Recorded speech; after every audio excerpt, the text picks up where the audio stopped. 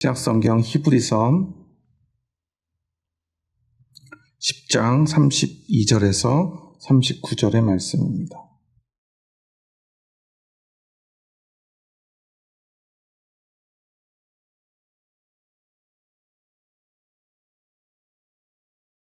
다 같이 한 목소리로 받들어 읽겠습니다.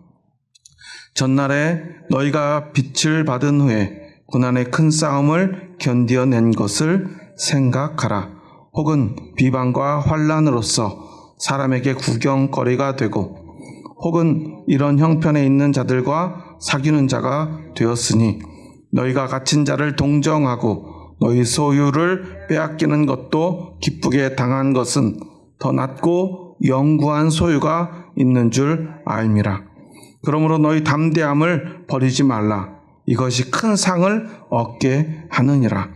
너희에게 인내가 필요함은 너희가 하나님의 뜻을 행한 후에 약속하신 것을 받기 위함이라. 잠깐 후면 오실 이가 오시리니 지체하지 아니하시리라. 나의 의인은 믿음으로 말미암아 살리라. 또한 뒤로 물러가면 내 마음이 그를 기뻐하지 아니하리라 하셨느니라. 우리는 뒤로 물러가 멸망할 자가 아니요 오직 영혼을 구원함에 이르는 믿음을 가진 자니라. 아멘.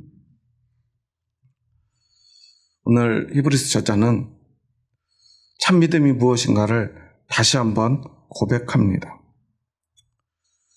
39절에서 우리는 뒤로 물러가 멸망할 자가 아니요 오직 영혼을 구원함에 이르는 믿음을 가진 자니라고 고백해요. 우리가 오늘 이 말씀이 누구에게 전해지는 말씀인가를 생각해 봐야 돼요. 믿음이 없는 사람들인가요? 아니죠. 너무나 당연하게도 주님의 날을 기다리는 그리스도인들에게입니다.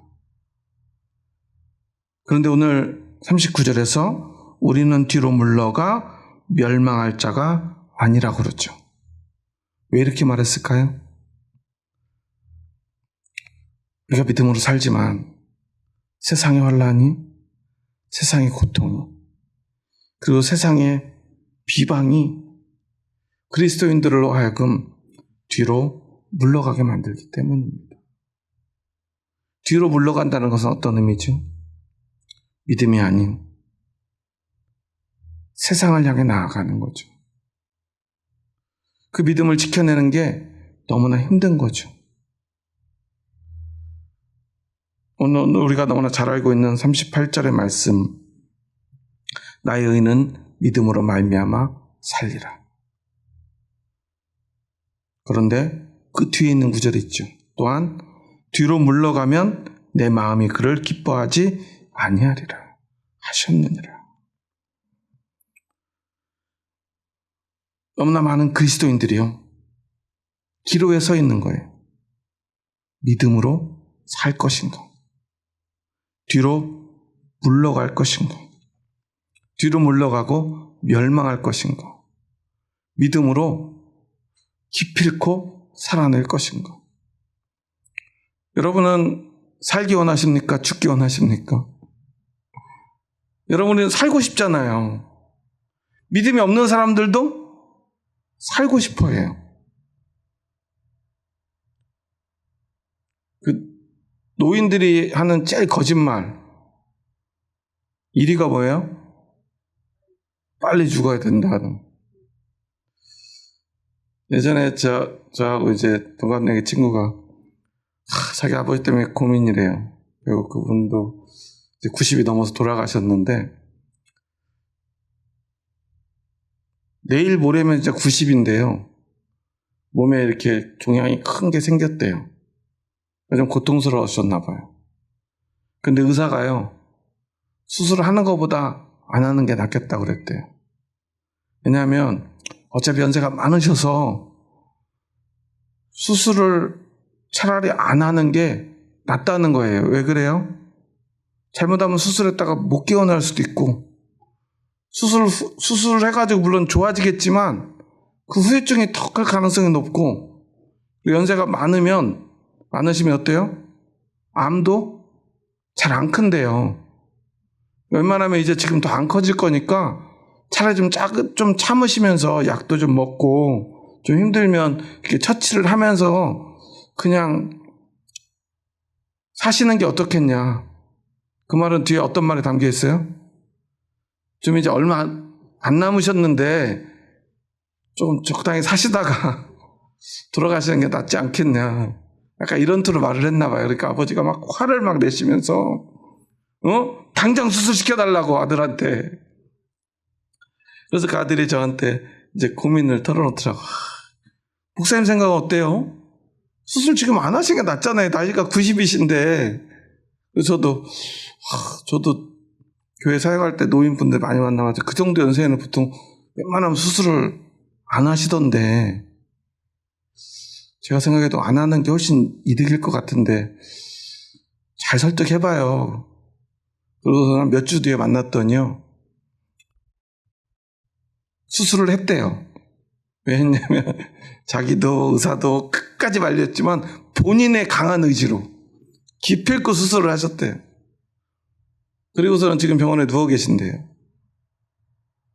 그런데 다행히도 수술이 잘 됐고 또 의지가 강해서 그러신지 그 수술 이후의 후유증도 잘 이겨내셨대요. 다행히 건강하게 사시다가 사실 채 2년도 못 사시고 결국 돌아가셨어요. 그래도 본인은 좀 만족하셨나 봐요. 저는 그 모습을 보면서 다시 한번 저 자신을 좀 돌아봤던 것 같아요. 삶에 대한 의지를 우리가 함부로 판단해서는 안 되는구나.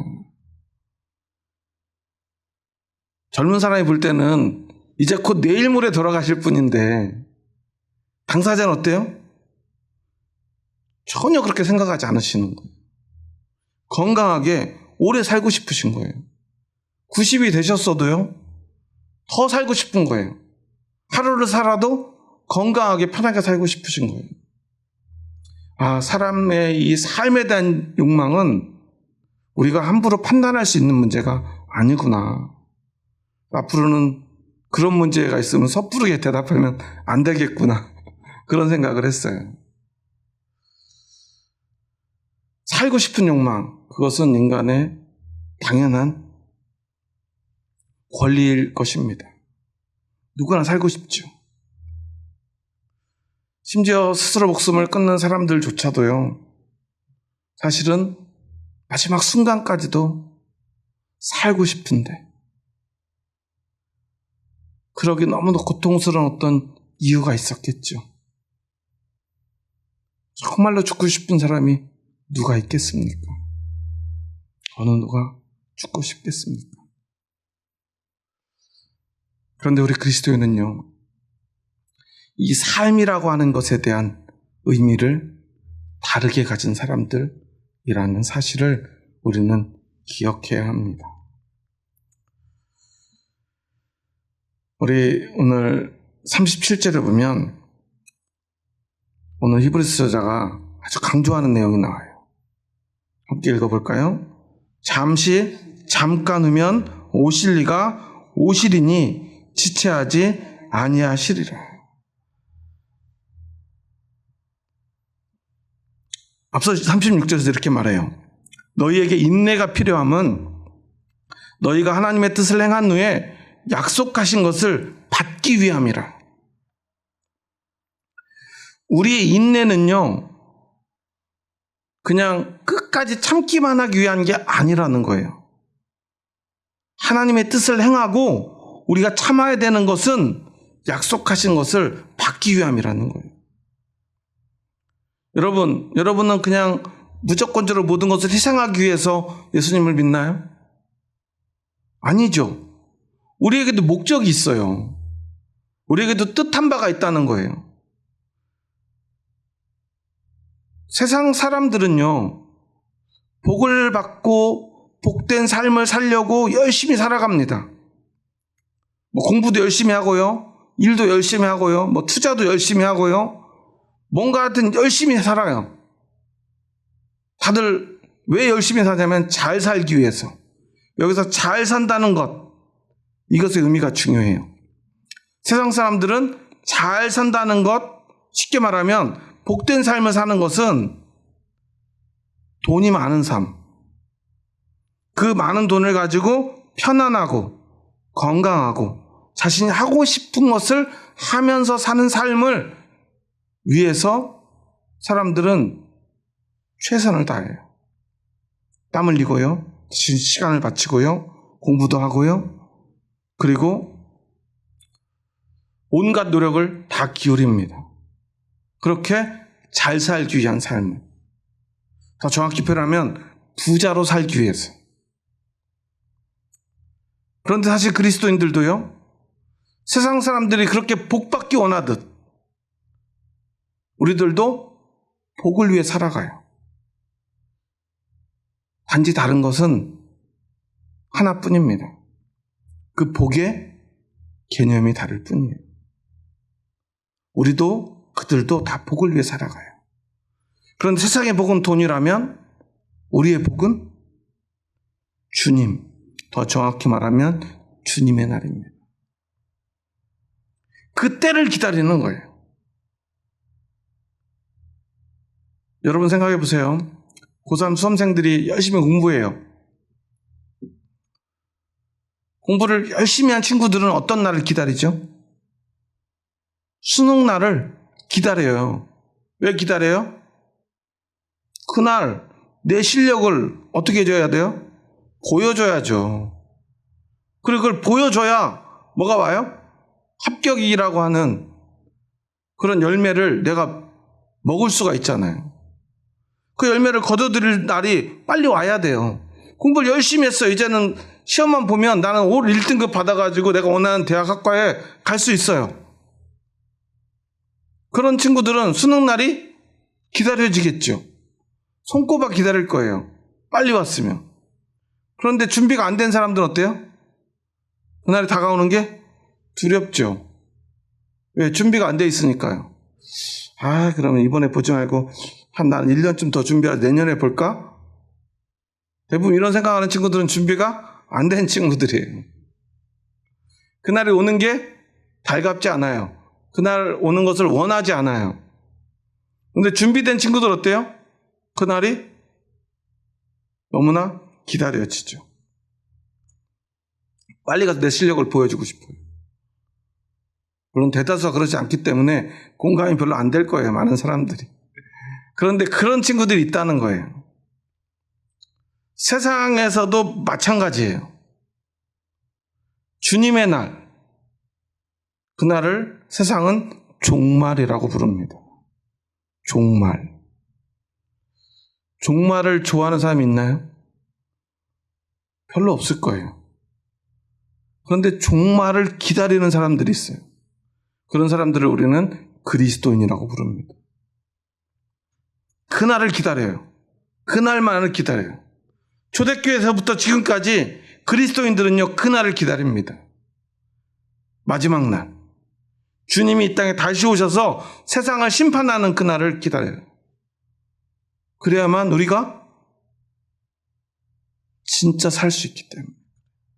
그래야만 우리가 진짜 복을 받을 수 있기 때문에 그래요. 그래서 그날을 위해서 우리는 어때요? 오늘을 포기합니다. 세상에서의 복도 포기합니다. 세상에서의 안락함도 포기하고요. 세상에서 장수하는 것도 포기해요. 세상에서 좋은 모든 것들을 기꺼이 포기합니다. 오직 그날을 위해서.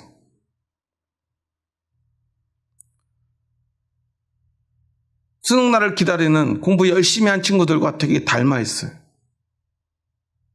매일매일 자신이 하고 싶은 어떤 것들이 있어도 참고요. 공부에 매진하죠. 한 문제라도 더 풀어보려고 하고요.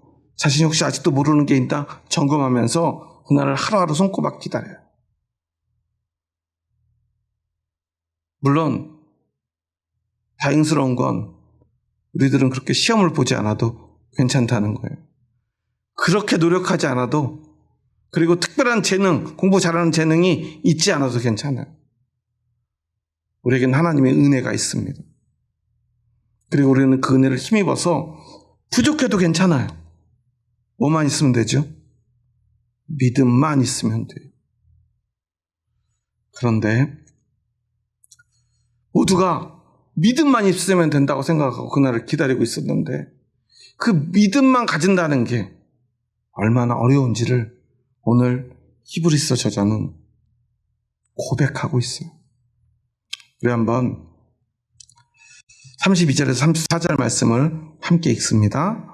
전날에 너희가 빛을 받은 후에 고난의 큰 싸움을 견디어낸 것을 생각하라. 혹은 비방과 환난으로서 사람에게 구경거리가 되고 혹은 이런 형편에 있는 자들과 사귀는 자가 되었으니 너희가 갇힌 자를 동정하고 너희 소유를 빼앗기는 것도 기쁘게 당한 것은 더 낫고 영구한 소유가 있는 줄 알미라. 참 은혜로운 말씀이죠. 그런데 너무나 고통스러운 말씀이 빛을 받았어요. 어떤 빛이죠? 하나님의 빛. 그 빛은 바로 로고스, 하나님의 말씀. 말씀이 육신이 되어 이 땅에 오신 예수 그리스도이죠. 그래서 그 예수 그리스도를 믿게 되었습니다. 그런데 빛을 받은 후에 뭘 해요? 우리 세상에서는요, 영광의 빛을 받았으면 어떻게 해야 되죠? 보통은 세상에서는 어떤 그 광명의 빛을 받으면 영전을 해야 돼요. 무슨 말이에요? 높은 자리에 올라가야죠. 높은 자리에 올라가서 사람들의 선망의 대상이 되고 권력과 부를 누리고 사람들이 나에게 찾아와서 부탁을 하고 나는 힘을 가지고 그 힘을 마음껏 사용할 수 있는 사람이 되어야 되는데 그리스도인들은요, 그 영광의 빛을 받았습니다. 그 다음에 뭐래요? 빛을 받은 후에 고난의 큰 싸움을 견디어냈대요. 그러니까 예수님 믿으면 하나님의 빛인 말씀이 육신이 되어 이 땅에 오신 예수님을 믿어서 우리가 빛의 자녀가 되었어요. 하나님의 영광의 빛을 우리가 가지고 그 빛의 후광으로 살아가요. 그 결과는 뭐예요? 세상이 감당할 수 없는 고난의 큰 싸움을 견디어내야 된대요.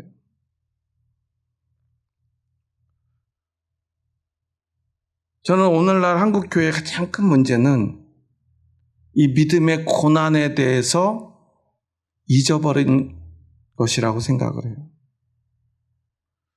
원래 한국 그리스도인들은요, 너무나 당연하게도 믿음은 고난이 뒤따르는 것이라는 사실을 인지하고 기억하면서 기꺼이 그 고난과 맞서 싸우는 사람들이었어요.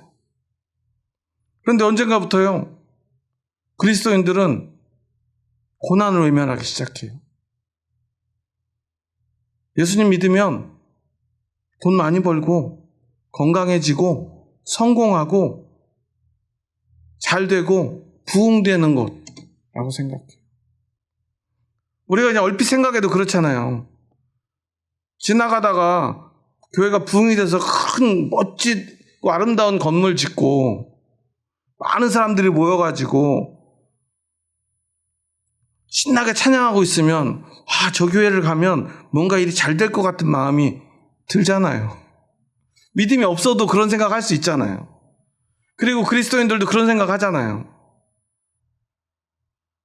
저런 교회를 다녀야 나도 예수님 믿고 성공하겠구나.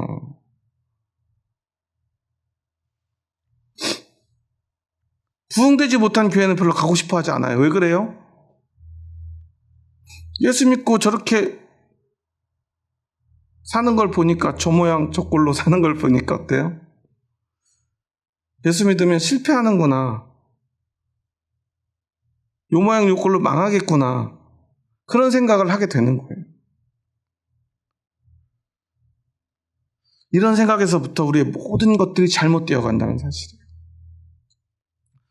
우리는 언제나 믿음에는 고난이 뒤따른다는 사실을 잊지 말아야 합니다.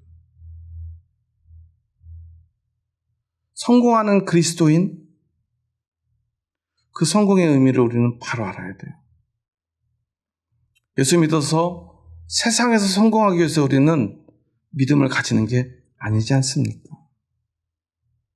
너무나 당연하게도 예수님을 믿는 사람들은요, 세상의 핍박과 고난 앞에 서야만 해요. 서도 되고 안 서도 되는 게 아니라 서야만 하는 거예요.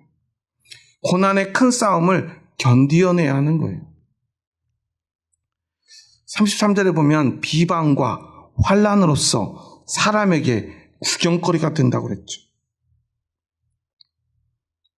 왜 우리가 비방과 환난을 당하죠? 우리가 전하는 복음이요, 세상의 이치와 맞지 않기 때문에 그래요. 여러분, 하나님의 아들이 십자가에 달려 죽는다는 걸 세상 어떤 사람들이 받아들일 수 있겠어요? 신의 아들이 십자가에 달려 죽어요. 그런 신을 누가 믿겠습니까? 사람들이 신을 믿는 이유는요, 그 신이 얼마나 강한가가 기준이에요. 얼마나 부유한가가 기준이에요. 그래서 나에게 얼마나 세게 능력을 주고 얼마나 많은 것들을 부어줄 수 있느냐가 기준이에요. 연말 연초에 제가 저기 북한산 쪽에 일이 있어가지고 차를 타고 갔다 오는데요, 예전에도 한번 얘기했던 그 점집 앞에 12월부터 1월까지는요, 진짜 차가요, 정말 길게 줄이 늘어서 있는 거예요. 왜 이렇게 연말 연초에는 차들이 많이 늘어서죠? 중요한 일이 있잖아요. 세상 사람들에게는요, 그때가 너무 중요해요. 연말에, 연초에 한 해 농사를 잘 지어야 돼요. 정말 센 신, 그들이 점지해주는 어떤 것들, 그들이 점쳐주는 나의 미래, 그걸 통해서 내가 건강해야 되고요, 내가 성공해야 돼요. 복을 받아야 돼요. 예전에 저희 동네에 저기 나가는 그 삼거리에 커다란 현수막이 이렇게 붙어 있더라고요. 무슨 무당인데 신내림을 이제 막 받았대요. 따끈따끈한, 이제 막 신내림 받은 영험한 뭐 이런 글자들이 막 써 있어요. 왜 그래? 왜 그런 걸 써놓을까요? 능력이 지금 최대치에 있다는 것을 사람들한테 홍보하는 거잖아요. 그러니까 신내림을 받아도 그냥 능력 없는 신은 싫어요. 능력 있고 힘 있고 아직 그 힘이 살아있는 어떤 신을 받은 그런 무당을 사람들은 원하는 거예요. 그게 사람들의 본성이에요. 그런데 오늘 그리스도인들도 세상 사람들처럼 하나님을 믿고 있지 않는지 우리는 우리의 모습을 돌아봐야 돼요. 우리도요, 예수님을 믿는다고 하면서요, 능력 있는 목사님을 찾아가요. 기도의 능력, 말씀의 능력. 물론 말씀과 기도가 능력이 없다는 게 아니죠. 어떤 능력을, 큰 능력을 행하는 목사. 앞에서 이야기한 것 앞에 굉장히 비슷하죠. 이제 막 신내림 받은 무당처럼 아직 능력이 팔팔한 어떤 목사, 목회자, 거기에서부터 잘못된 거예요. 우리는 그 목사의 능력을 믿는 게 아닙니다. 우리는 십자가에 달리신 예수 그리스도를 믿는 거죠. 그리고 그 그리스도를 믿는다는 것은요, 그 믿음 때문에 그 빛을 받는 순간 우리는 세상의 고난의 큰 싸움을 견디어내야 되고, 세상으로부터 비방받아야 되고, 세상 사람들 때문에 우리는 환난을 당해야 돼요. 사람들에게 구경거리가 되어야 돼요. 야, 예수 믿더니 제 인생이 망했구나. 예수 믿으니까 되는 게 하나도 없구나. 당연하지. 예수를 믿는데 그 예수는 십자가에 달려서 처참하게 죽었으니까.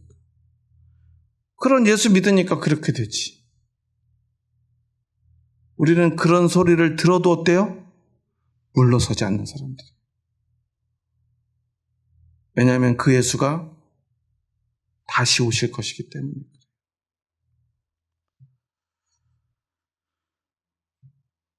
우리 35절 말씀 함께 읽습니다. 그러므로 너희 담대함을 버리지 말라. 이것이 큰 상을 얻게 하느니라. 그러므로 너희 담대함을 버리지 말래요. 왜 담대함은 무엇입니까? 우리의 믿음입니다. 큰 상을 얻게 된대요. 이 말에 우리가 자꾸 혼란을 느껴요. 세상에서 큰 상 받는 것입니까? 세상의 것과 비교할 수 없는 큰 상을 받는 거예요. 큰 상은 주님의 날 받는 거예요. 그리고 그 상은요, 영원한 것입니다. 세상의 그 어떤 것도 영원한 것은 없어요. 지드래곤이 노래 불렀죠. 영원한 건 절대 없어. 처음에 그 가사를 듣는데 되게 기분이 나쁘더라고요. 우리는 영원한 걸 믿는 사람들이잖아요.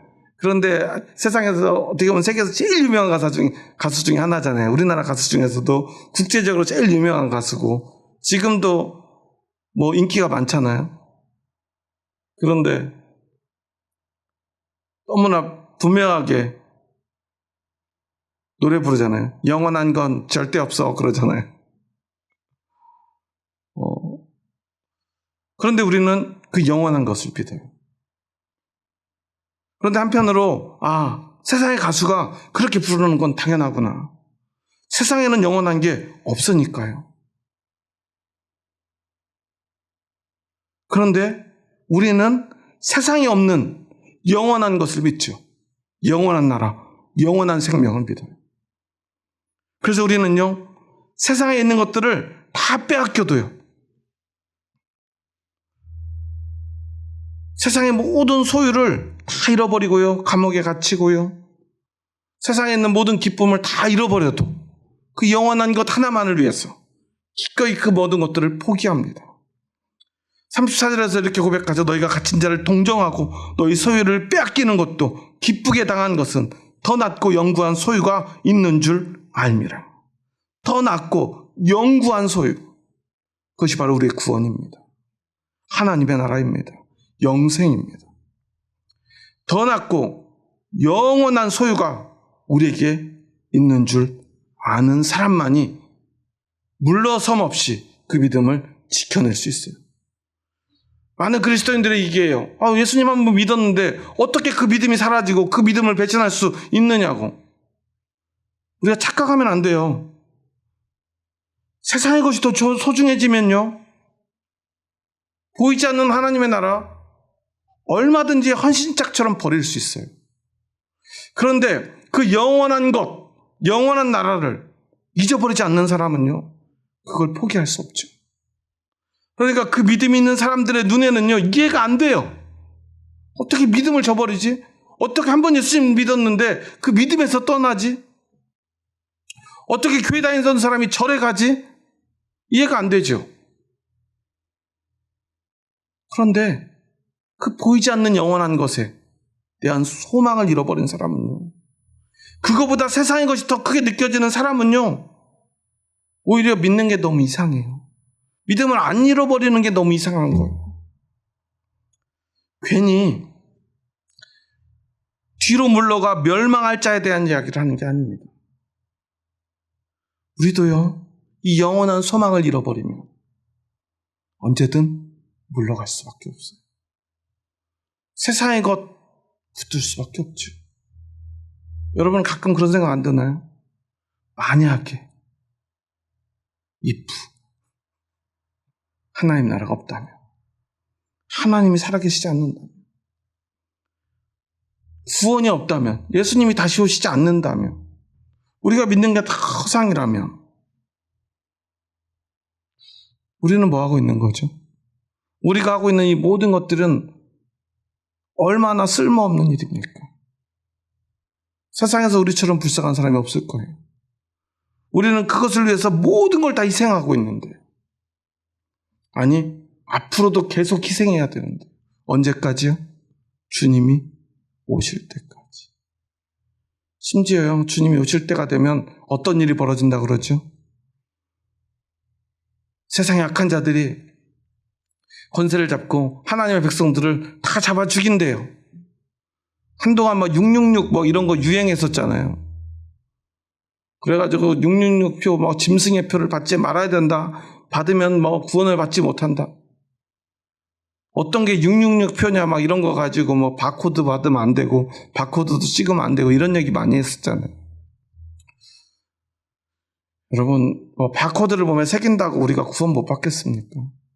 그런 게 중요한 게 아니에요. 예수 그리스도를 믿는 그 믿음, 하나님 나라에 보이지 않는 그 영원한 것에 대한 소망을 잃어버리는 것은 다 끝나는 거예요. 세상의 것이 영원한 나라보다 더 커지면 누구라도 뒤로 물러서서 멸망할 수밖에 없어요. 오늘 우리가 교회를 열심히 다니지만 세상의 성공이, 돈이, 자녀 대학 가는 것이 하나님 나라보다 더 커지면요, 그 사람은 믿음이 없는 거예요. 뒤로 물러선 거예요. 제가 지난번에도 박영선 목사님 논란을 이야기하고 명성교회 세습에 대한 이야기도 많이 했었죠. 그분들의 문제는요, 40억이냐 200억이냐 1000억이냐 이게 중요한 게 아니에요. 그분들은 지금 뭐 하고 있는 거예요? 뒤로 물러서고 있는 거예요. 영원한 하나님의 나라, 보이지 않는 더 낮고 영구한 소유가 있다는 사실을 잊어버린 거예요. 그거보다 자녀에게 물려줘야 될 돈이 더 커진 거예요. 우리는 기억해야 돼요. 우리도 그렇게 될 수 있어요. 우리도 그럴 수 있어요. 언제라도. 초대교인들도 그랬어요. 예수님을 보았던 사람들도요, 마음이 흔들릴 때가 있었을지 몰라요. 그들이 눈으로 생생하게 본 예수님을 증언했지만 그 증언을 들은 사람들도 마음이 흔들려서 뒤로 물러섰어요. 어떤 사람은 고문이 무서워서, 어떤 사람은 죽음이 무서워서, 어떤 사람은 가난이 무서워서, 사람들의 손가락질이 무서워서. 영원한 나라, 그거보다 세상의 그 어떤 것이 더 크게 느껴지는 순간 누구라도 뒤로 물러설 수 있다는 사실을 우리는 기억해야 됩니다.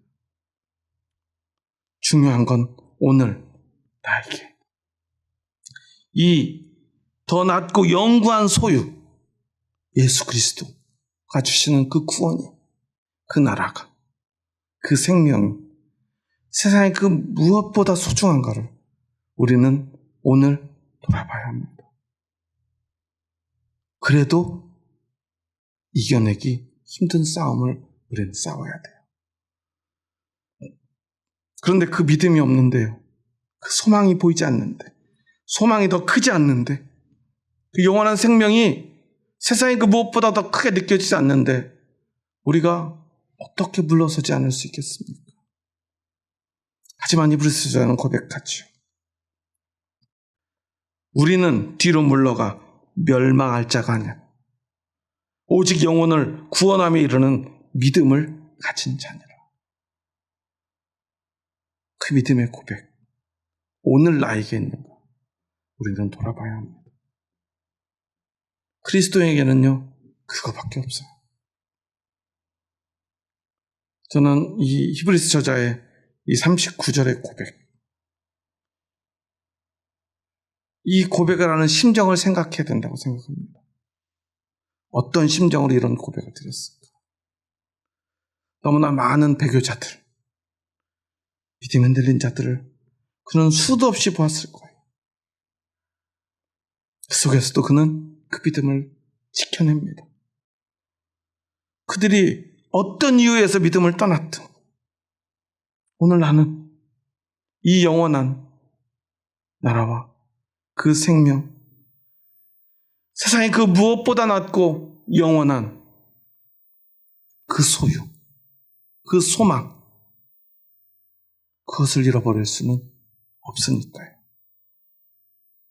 그거 하나면 충분합니다. 하지만 그 하나를 갖는 것이 얼마나 어려운 일인가를 우리는 기억해야 돼요. 함께 교회 다니지만요, 모두가 다 똑같은 마음일 수 없어요. 우리는 그것을 늘 기억해야 합니다. 왜 저 사람들은 신앙생활을 저렇게밖에 못할까? 비난할 필요 없어요. 이 영원한 것보다 더 큰 것들이 있기 때문입니다. 그러면 당연한 거예요. 하지만 더 낮고 영구한 소유가 마음속에 자리 잡고 있는 사람, 그것뿐인 사람은 그럴 수 없어요. 우리는 늘 나의 마음을 돌아봐야 합니다. 내 믿음을 돌아봐야 합니다. 내 마음속에 더 낮고 그 영구한 소유가 아직도 살아서 내 마음속 깊은 곳에서 꿈틀거리고 있다면, 그것이 나를 어떤 고난과도 싸울 수 있는 용기를 가지게 할 것이고요, 결코 실패하지 않을 것이고요, 포기하지 않을 것이고요, 고난의 큰 싸움을 견디어내게 할 것이고요, 세상의 비방 앞에서도요 흔들리지 않을 것이고요, 세상 사람들이 우리에게 어떤 환난을 갖다 주고 우리를 구경거리로 삼아도 손가락질하고 비웃어도 우리는 흔들림 없이 그것을 지켜내기 위해서 그 모든 시간들을 견뎌낼 것입니다. 그 주님이 오시는 그날, 잠시 잠깐 오면 오실 그분을 반드시 기다릴 것입니다. 여러분, 잠시 잠깐 오면 오실 이라는 고백을 드릴 때 이 사람의 심정은 어땠을까요? 주님이 아직 안 오셨죠. 내일도 안 오실 것 같아요. 그런데도 믿음으로 고백합니다. 하지만 지금의 이 고난의 날은 속히 지나갈 것이다. 그리고 반드시 주님이 오실 것이다. 이 사람들에게 하루하루는 어떤 하루하루였을까요? 하룻밤이 자고 나면요, 형제가, 가족이 수도 없이 순교의 제물로 바쳐집니다. 하루하루 살아내는 것이 얼마나 두렵고 고통스러운 순간들입니까? 잠시 잠깐이라는 말이 결코 쉽게 나온 말이 아니었을 거예요. 단 1분 1초도 견디기 어려운 그 고통 속에서도 이 믿음의 고백을 드릴 수 있는 것, 오직 그 영원한 소망이 가슴속에 살아 숨쉬기 때문입니다. 오늘 우리도 마찬가지예요. 예수 믿는다고 죽지 않죠. 지난 시간에 우리가 신의 악단 영화에 대한 이야기를 잠시 나눴었는데, 주일날 그렇게 죽음을 받아들여야만, 감내해야만 주님을 찬양할 수 있는 나라에 살지 않아요. 그렇다고 우리의 삶이 마냥 행복합니까? 그렇지 않죠. 예수 믿느라고 남들보다 더 성공하지 못해요. 비교적, 상대적 박탈감 속에서 우리는 오늘을 살아갑니다. 그리고 시간은 점점 더 길게 느껴집니다. 그래서 자꾸 많은 사람들이 뒤로 물러나기 시작했어요. 그런데 사람들 마음속에는 이런 마음이 있는 것 같아요. 잘하면 둘 다 가질 수 있겠는데, 세상에서도 성공하고 주님의 날, 이 더 낮고 영구한 소유도 가질 수 있는 길이 있지 않을까? 한국교회는요, 계속 그런 고민과 그 고민의 결과들을 사람들에게 만들어서 보여주기 시작했습니다. 그렇게 우리의 믿음을 잃어가고 있는 거예요. 그런데 우리는 기억해야 돼요. 이것과 저것을 다 가질 수 있는 길이 없다는 사실을 말이죠. 그것을 인정해야만 우리는 참 믿음을 가질 수 있고 영원한 하나님의 나라, 그것을 소유할 수 있는 사람이 될 것입니다. 하지만 너무나 많은 목사님들이 성공을 위해서 복음이 아닌 것을 이야기하기 시작합니다. 세상에 성공하는 것이 예수님 믿는 것입니다. 예수님 믿으니까 복 받아야죠. 아브라함을 보세요. 믿음의 조상이니까 하나님이 복을 주셨잖아요. 요셉에게는 총리가 되게 해주셨고, 다니엘은 포로가 돼서도 그가 총리의 자리까지 올라갔잖아요. 우리의 자녀도 기도하면 총리의 자리에 가고, 오늘 불행한 선고가 있었죠. 과거에 총리였던 분이 오늘 내란 가담자 혐의로 23년형을 선고받았는데, 검사가 구형한 구형보다 더 중한 선고를 내렸어요. 너무나 많은 사람들이요, 그리스도인이란 이름으로 그러한 자리에 섭니다. 그리고 그리스도인으로서 성공한 것을 자랑하기 시작해요. 하지만 우리는 기억해야 돼요. 십자가 없는 복음은 없다는 사실을요. 고난이 없는 복음은 없다는 사실을 우리는 잊지 말아야 돼요. 예수님이 괜히 부자 청년에게 가진 것을 다 팔아 가난한 자에게 주고 나를 따르라고 말씀하신 게 아니에요. 예수님을 따르려면요, 우리 가진 것을 팔아 가난한 자에게 주고 주님을 위해서 내 모든 것을 바칠 수 있는 각오로만 주님을 따를 수 있다는 사실을 우리는 기억해야 합니다. 적당히 세상에서 성공하고, 아니 오히려 세상의 성공이 믿음이라는 착각을 불러일으키게 해서는 안 된다는 사실이에요. 많은 사람들이 그걸 원하니까 그런 진짜 복음이 아닌 것을 전하는 그러한 수많은 목사님들, 이제는 회개해야 합니다. 그리고 우리는 오늘 주님 앞에서 돌이켜야 합니다. 오늘 뼈에 사무치는 이 믿음의 고백을 드린 히브리서 저자의 고백을 우리는 다시 한번 가슴에 새겨야 합니다. 오늘뿐 아니라 이 초대교회 때도요, 이러한 고백을 하는 사람은 많은 사람들에게 비난을 받았을 거예요. 그럼 우리는 다 죽으라는 거냐? 우리는 다 멸망하는 거냐? 그럼 교회는 사라지지 않겠느냐? 하지만 교회는 사라지지 않습니다. 우리가 아무리 고난받고 핍박받고 실패해도 복음의 빛이 살아있기 때문입니다. 주님이 반드시 곧 다시 오실 것이기 때문입니다. 우리는 오늘 선택해야 합니다. 오늘 돌아봐야 합니다. 나에게 정말 가장 중요한 것이 무엇인가? 믿음은요, 예수님과 함께 세상 그 어떤 것도 함께 가지지 않는 것입니다. 오직 예수님만, 그 복음만을 가지는 것입니다. 그리고 그것을 위해서 기꺼이 그 무엇이라도 다 포기할 수 있는 것, 그것만이 믿음입니다. 그리고 사실 그 믿음 때문에 오늘 우리에게도 그 믿음이 전해졌습니다. 그런데 왜 오늘 우리는 그 진짜 믿음, 진짜 복음이 아닌 세상의 복과 예수 그리스도를 적절히 혼합한 그 변종, 혼종을 가지려 하고 그것을 우리의 자녀에게 전하려 하는지, 우리는 우리의 모습을 돌아봐야 합니다. 나는 좀 고난의 십자가를 믿더라도 우리 자식에게는 물려주고 싶지 않은 마음,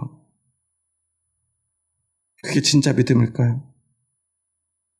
자녀에게 40억짜리